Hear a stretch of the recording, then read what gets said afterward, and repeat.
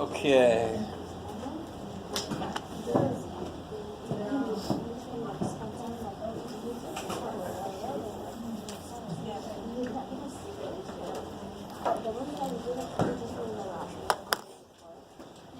So, chapter 1, all definition stuff. Remember those days? So exciting. Chapter 2, we got into making histograms, stem and leaf, percentiles, box pedal. Our first real formulas were these little dudes here, right? X bar is the same thing. Now, I promised you, and I'm going to hold that promise that. Huh? Yeah. This guy, remember this guy? Don't write this guy down. Remember this guy? So, no, I'm not going to make you do that. Where are you going to get that from? One bar stacks. Right? So chapter 1, I want you to do it then. Chapter 2, the first test. So you know where it comes from, and now I'm okay with you getting it from the magic little black box. Because you know where it comes from. So you don't need those formulas. But then we also get, I feel like I'm skipping something over. That's where this shows up for the first time. It's, I just wrote the same thing twice. Yeah. So chapter 2, believe it or not, is where they first come up with this idea. Okay. All right.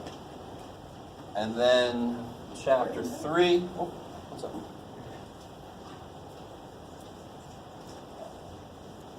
What's OR basically? OR is basically add. And is multiply. And you might have to adjust it if you counted anybody twice. Remember that? What's the only time you really use this formula? If I don't give you everything to count. If I just tell you probably B is 0.7, probably E given A is 0.3, like, oh shit, you gotta throw in the formulas. You might have to use some algebra. Right? Algebra comes and saves your ass, as it often does. Everybody shits on it and it still keeps coming to save us. And you're like, whatever. What's that mean? Given. So probably A given B.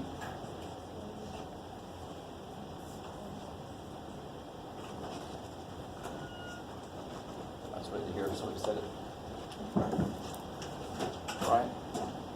So if it was B given A, the only real difference would be, that would be an A then.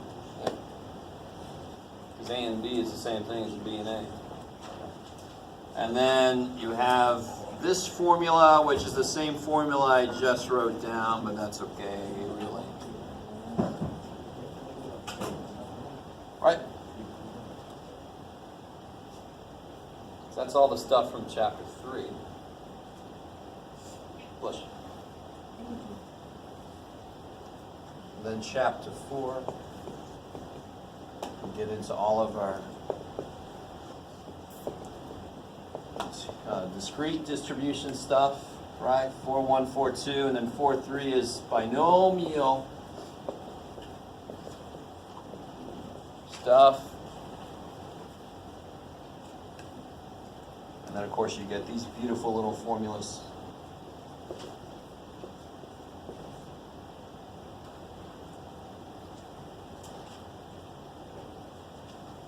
Oh, delicious. So that's chapter 4. 5 is uniform and general continuous stuff. There's no real formulas from that. 6 is going to be the z-score stuff again. You can put this down there. This is the central limit theorem version of that. You can put this down there.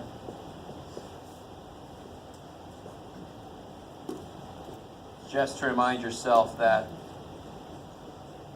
it's not. Can you guys read all that? Hopefully. Oh. It's not changing a population into a sample. That's bullshit. It's changing a standard deviation for individuals. That's what S and sigma mean. What's the difference between sigma and S? Population of cities. Yeah, they're both standard deviations, just that one's a population, that was a sample. Of individuals is how individuals are spread out. So of course I have to change, no matter if I know sigma or S. I have to change it because I need one that works for groups in both situations. So you still have to divide by square root of n. Even I always love when the students like, it's already S. What the hell do you mean it's already? It doesn't make any sense. S is for individuals. I need the one that works for groups. If I take a sample and start talking about the means, right? Because I'm making a big deal of this because there's a lot of people that divided by S. They didn't change it on that second hypothesis test on the test. I like the test on the test. What else we got? Then we get into chapter 8, which is these guys. There's the fundamental idea between when to use Z and T is given to you in the formula, right? Don't just say, I know the standard deviation so I can use Z. That doesn't make any sense. There's two kinds of standard deviations. It's like saying, I know the Tim. I was like, there's a lot of people named Tim. What the hell are you talking about? Some call me Tim. So there's the three main confidence interval ones that we did. Oh, I forgot, y'all. I'll still talk about that chi-square thing, I promised. Then you got these two here for figuring out how large of a sample you need. Huh? Just leave this on the board for tomorrow. No. That all goes in the same chapter with the. Because then I can't sit here. I'll have to go like this. Is that all in the same chapter? Yeah, what chapter is this from? Confidence interval chapter. I think it's 8, yeah. So when do you not use these formulas? If I do not ask you to create a confidence interval, you shouldn't be using a confidence interval formula. How do I identify this as a confidence interval formula? It's freaking plus or minus in it, right? Down, up, interval. So if I'm asking you to make an interval, don't make an interval. Why am I making a big deal of that? Because people do this in a hypothesis test. I don't get that. I'm not asking for a confidence interval. Don't make one. Is that cool? Okay. Where am I at? Chapter. And then we get into hypothesis tests. So you're going to have a few formulas up here over and over again if you want to, but like you can do your Z star. It's the same formula as Z was, but you can put it here again if you want to. Or you can have Z star, of course, for the P stuff.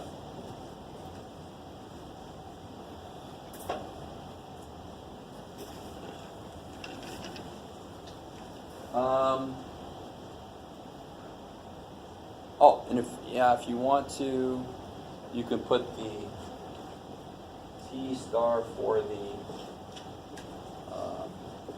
bonus, in case I get one of these.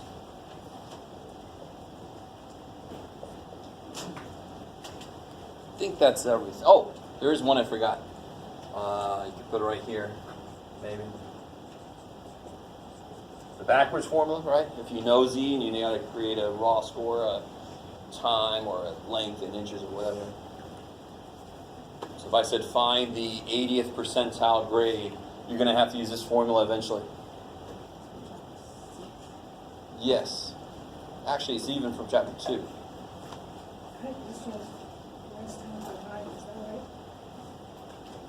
Yeah. If you want to, you can make a whole separate T star. I think I put it over there, didn't I? I call it Z. It's the same thing.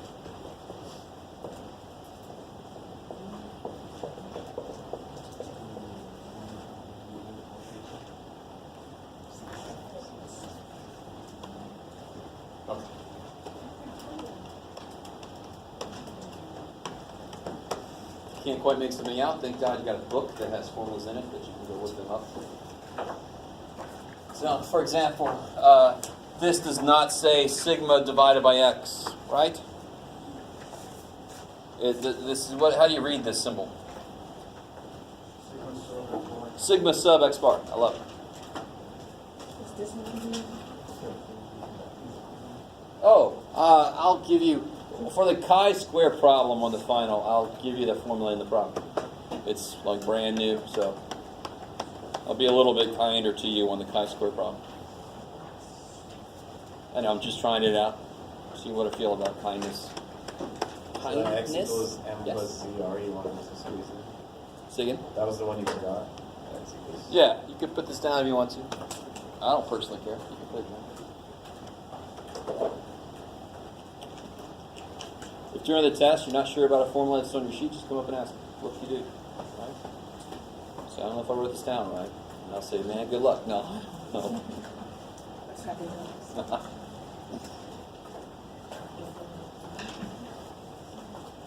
Okay.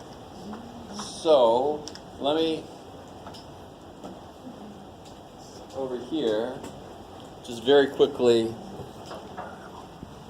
show you something else you can do with chi-square, and then I'll open it up to whatever you guys want to talk about. I got the answer keys for the practice final.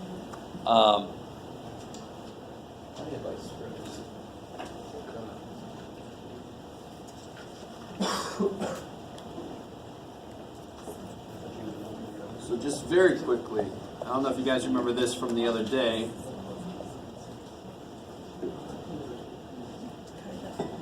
All right, I'm just going to keep going. I know some of you guys are like, he just said not to worry about it, so I ain't going to pay a damn bit of it. I'm going to take a nap with my eyes open. It's going to be fun. All right, just in case you're at all curious. So normally I don't know this thing, right? If I wanted to make a confidence interval for the variance. So how do I make a confidence interval for the population mean? I first take a sample and find the sample mean, and then I build an interval around it. Is that cool? So it's basically how you do it for everything.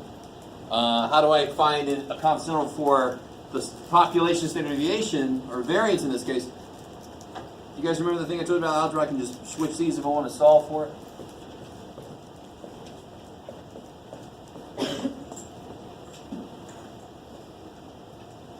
So just very quickly, if I wanted, notice how this is not symmetric. If I wanted the 95% confidence interval, how much is in this tail then?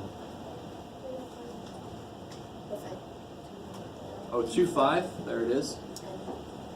So now you see why, what's that chi-square chart always tell you? The area to the right. And the other one, of course, was to the left. Really just did that to screw with you guys.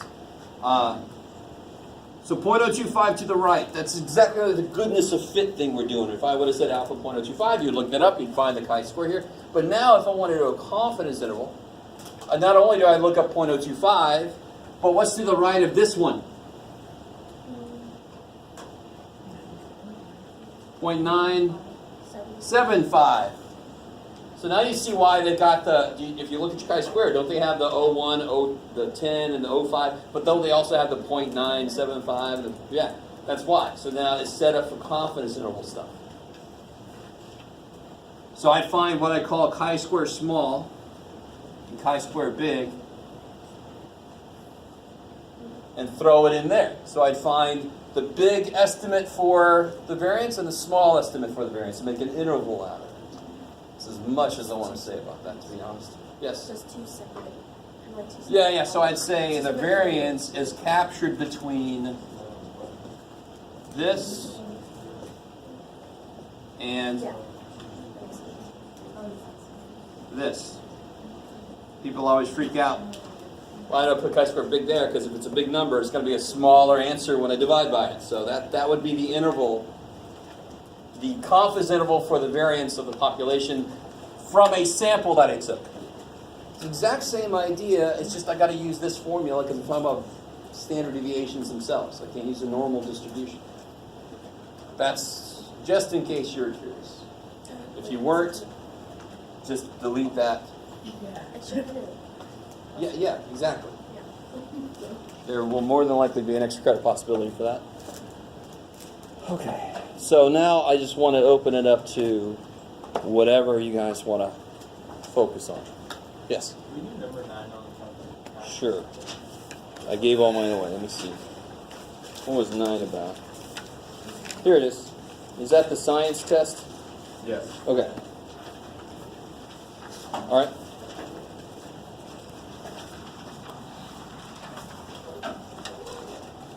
So what's the claim that's being made in number 9? The means are the same.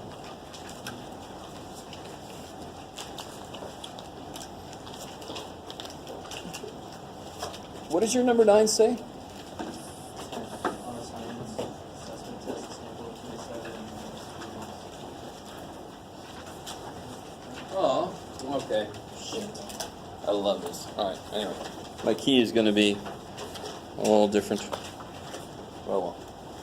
So obviously on a previous version of this practice final, I had higher, but that one's the same. Okay.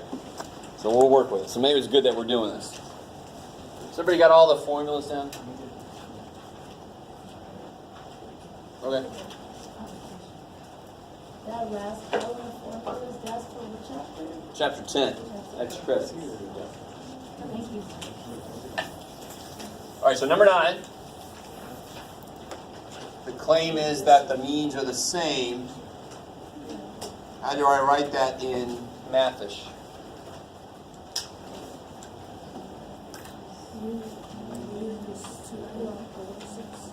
Yeah, well, no. Well, where'd it go? Wait a minute. There it is, yeah. All female students had a mean of 290.6. You're right. So I'm thinking that the men's average, for all the men, I'm claiming that it's the same as the female average, which we know is 290.6. Yes? Does it matter at all that one's a population mean or one's a standard sample mean? Yes, it always is. Every time we do a hypothesis test. Our claim has the population idea, and we check it with the sample. Period. So when I make a claim, I think the actual average gas price is this. That's a population average. That's mu. That's why in my claim, in my hypothesis test statements, it's mu. I think what threw me off was that it was like males and females. I know. It's like males and males. No, it doesn't have to be. I mean, I can make a claim. I think that the average life expectancy for a dog is the same as for a cat. So what do I have to know to check? I have to know what the life expectancy of a cat is, and say the mu for dogs equals that. And then I can take a sample of dogs, watch them until they die. It's a really strange life, but oh well, he chose it.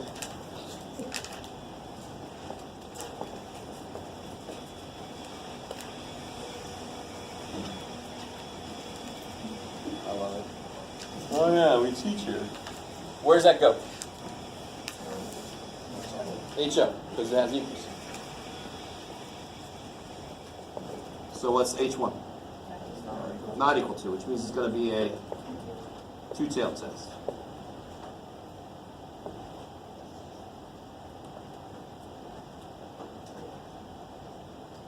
So what tells you in this problem what you're allowed to use? Average variance is 30. Okay, one thing, it's normal. Means are normally distributed. So that tells me I can do something. I can do something. You guys missed that. Sorry. They just transported like a giant bush by. It felt like the room was moving. Anyway, sorry. YT. What's the second thing I check? Yeah, which standard deviation do we know? Yeah, we know S. In fact, I was really nice here when I actually said S. Don't expect that shit on the final. S, no, not sigma. There are problems in the book where they tell you both. In which case, screw S. Right? If I know sigma, listen, when can I calculate S? Anytime I have a sample. I'm always going to have a sample. I can always calculate S. But if I know sigma, screw S. Right? Because it's going to be an approximation, so why would I use that for anything? Do I know sigma here? No. I only know S. Shit. So then I must use t-scores. T-scores were invented for when I only know an approximation to the population standard, when I only know S. It's a short way to say that. Okay? You can say, you don't know sigma. The rejection region. What do I know? What's the problem telling me to help me figure out the rejection region? Alpha is 0.01. It's a two-tailed test. What else do I have to know for t-score stuff? What's the degrees of freedom? 36? So can you look up the t-scores? Bless you.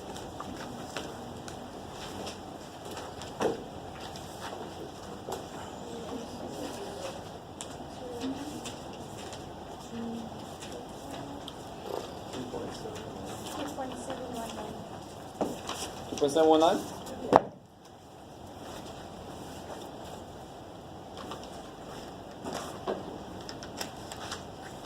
Sounds about right. How did I know to put two of them down there? Freaking two-tailed test. Exactly. Don't say, well, the chart said this. I don't care. You're the human. You interpret what charts say. Charts don't tell you how to live your life. Well, I don't know. Hopefully not. So if T star is less than negative 279 or greater than positive 2719, then we can do what? This is the step where you just got to step back and say, all right, this is where HO thinks things are, right? So of course, if I do get there or there, the guy who thinks this is true looks like he's wrong. So that's why we say if we get in the rejection region, we reject the null. He's always the one that thinks it's equal. Why? Because that's how we set the test up, isn't it? That's why we set the test up that way. It's just easier to work with then. So if this is true, then we reject the null. Support the high. We just said the same thing twice. Right?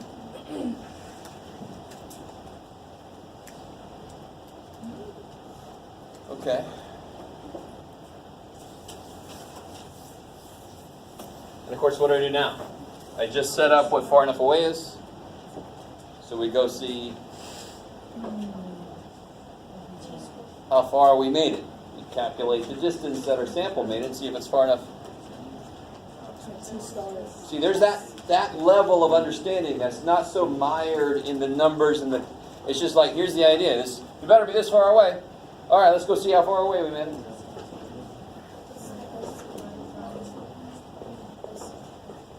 What was X bar? 300.4?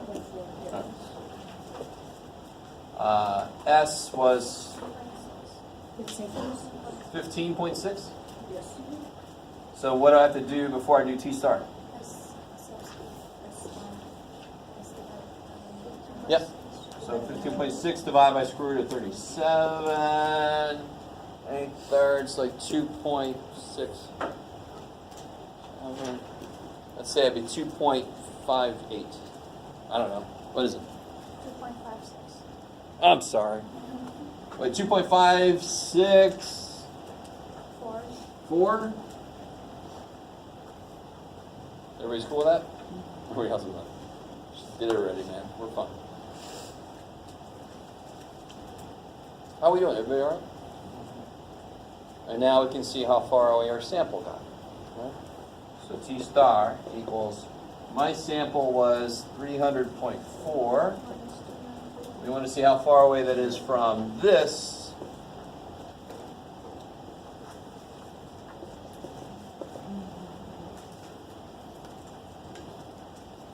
And over to 44 is like 4 almost.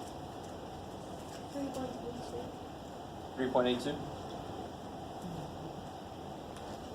Oh, holy shit. Hopefully at this point, when you see a t or z of 3.82, your brain goes, whoa, that's far. I like it. That's a really good kind of outcome. So did we make it far enough away? Hell yeah. So what does that mean we could do? We can do the shit we said we could do before, right? And which one of those is going to rule the conclusion? What was the claim? Which one? The no. So I better use that language. That's it. Somebody made this claim. If I do this analysis, I better tell them what happened to their claim. That's the conclusion has to reference the claim. So you just circle the one that references the claim, and that's the language you use. That's it. Nothing amazing. So we rejected. We have found. We didn't fail. We have found sufficient evidence to reject the claim that the mean score for men is same as women. Or however you want to say that, same idea.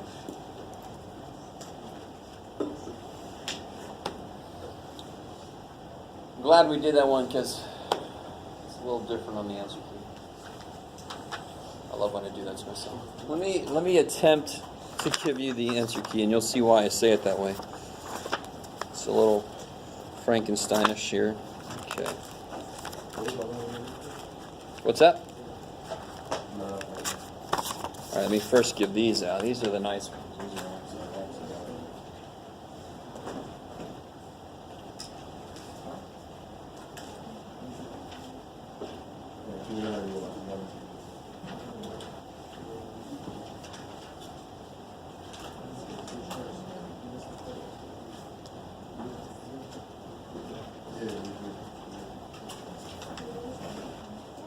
And now, let's see if I can make this work.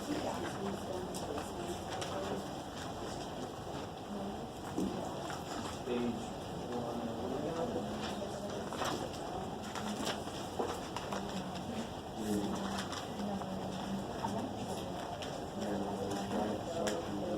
Oh, okay.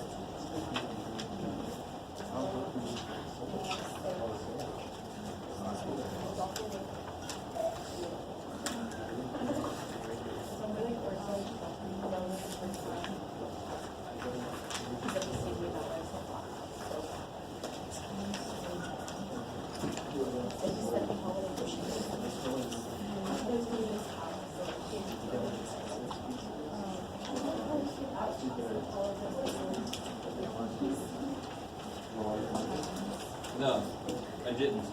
The second sheet's coming right now. There we go. So where did I leave off here? It was here.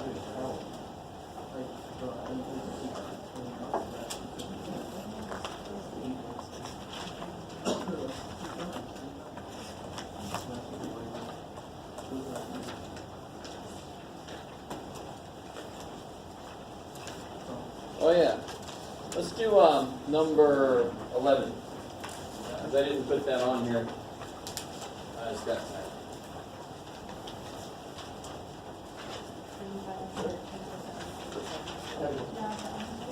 Number 11 is the chi-square, the goodness of fit problem. So you can do that one right now if you want to. And then I'll do it.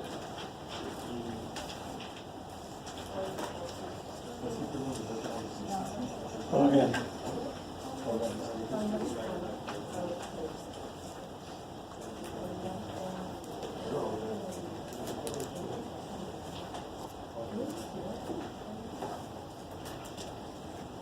Please tell me that the other problems are the same. Can you see your practice one? You should check for you.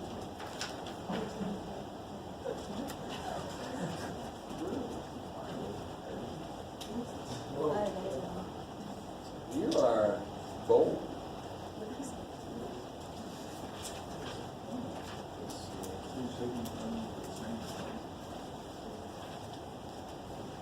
Yeah, it's just the same.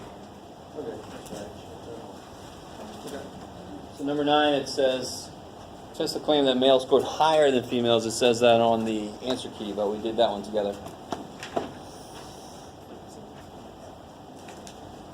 If you can't handle that, I can do something about that, but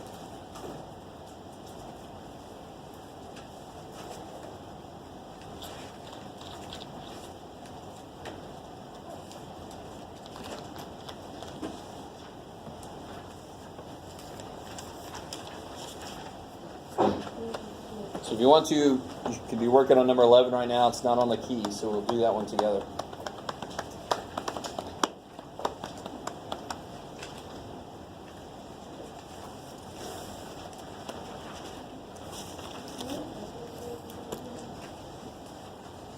What's up? Say again. Yeah, double's fine.